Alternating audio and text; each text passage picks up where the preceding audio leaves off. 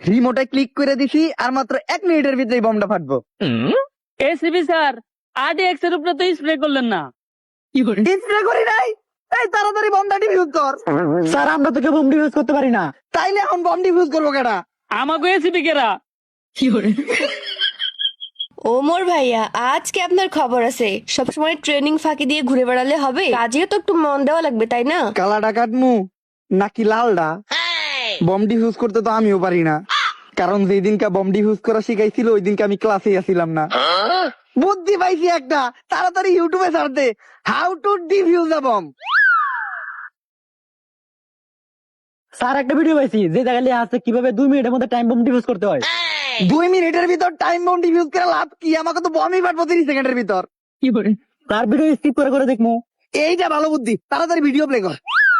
নতুন লাক্স 125 গ্রাম এখন 100 গ্রামের দাম। স্যার ভিডিও দিয়ে আড়াইছে।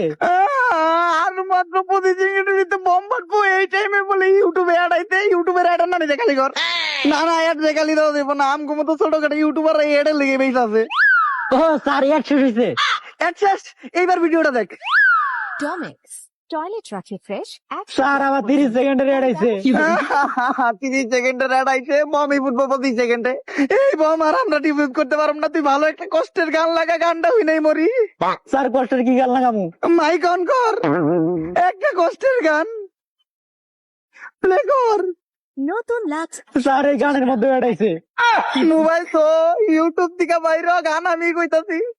আসবার কালে আসলাম একা, যাইবার কালে যাবো একা, মাঝে মাঝে মনরে বলি কোন দুঃখে ইউটিউবে ঢুকলাম।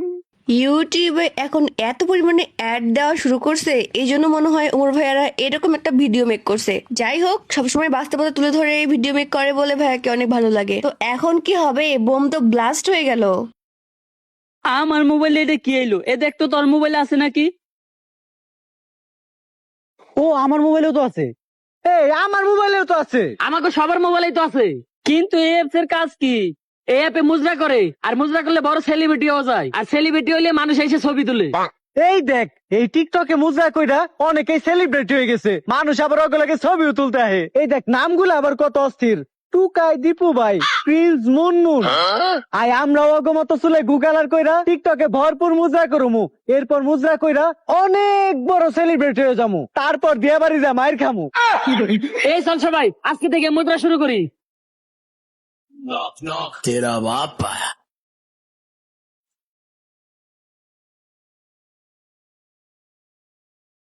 এই দেখ চরম ফালতু ভিডিও হইছে। আর এই ফালতু ভিডিওটা তো পুরো টিকটক কামাইতাছে। আমি তো বড় সেলিব্রিটি হয়ে গেলাম।